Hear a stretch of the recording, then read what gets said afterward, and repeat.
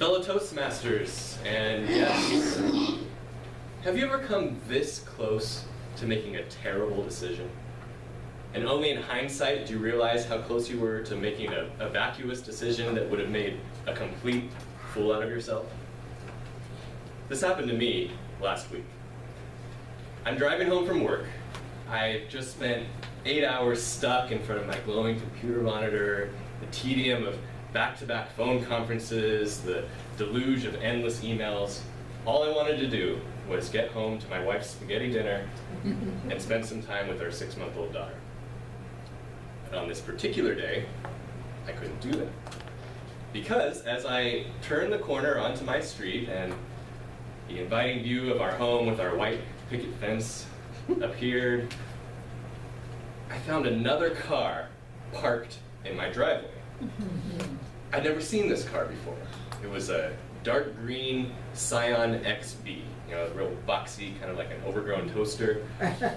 Someone had backed all the way up into my driveway and was blocking my garage, where I always park my car. What the heck is going on here? You do not park in another man's driveway. The car was green, but I was seeing red. I mean, I get upset when I see a random car just driving down my street. I live on a cul-de-sac, so I always just assume it's a burglar or a vandal casing the neighborhood. Usually it's just some old lady who took a wrong turn, but you never know.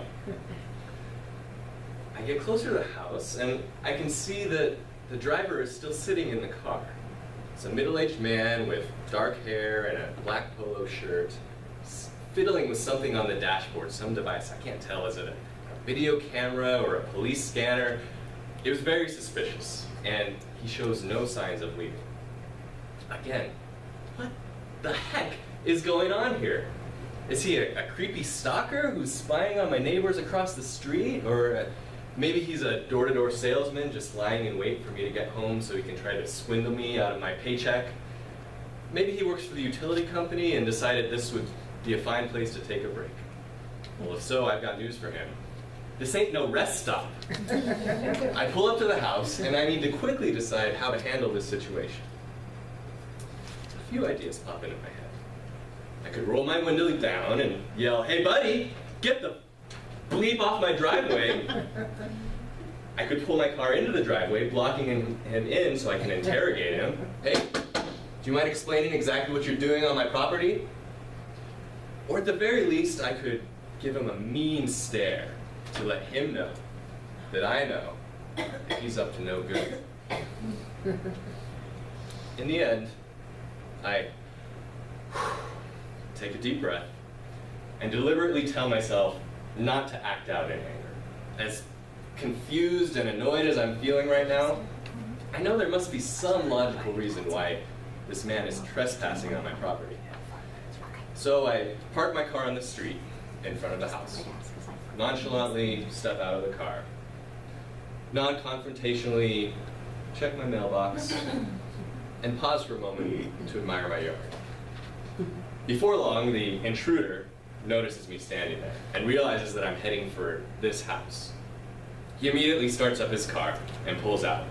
I look at him as he rolls past, expecting him to nod or wave or maybe even offer up an apology.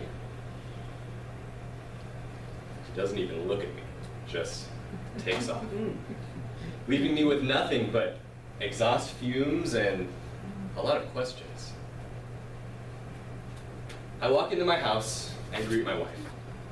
Before I can even tell her about this bizarre encounter I've just had, she has some news for me. Your Beer of the Month delivery arrived. My what now? Your Beer of the Month club. Remember, I signed you up for Valentine's Day? The delivery man just dropped off a large crate on our doorstep. Beer of the Month club. Of course he had backed up all the way into my driveway. The poor guy had to lug a heavy crate of beer all the way to our door. And that suspicious device he was fiddling with must have been his GPS directions for the next delivery. Can you imagine if I had acted on my first impulse? If I had yelled at the guy, interrogated him, antagonistically blocked him in the driveway? I came this close to making a complete fool out of myself. That night, as I cracked open a sudsy microbrew from some town in Colorado, I was reminded of a verse from the Bible. It's Proverbs 14:29, and I think it's an apt moral to close this story. It says, "He who is slow to anger has great understanding, but he who is quick-tempered exalts folly." Mr. Toastmaster.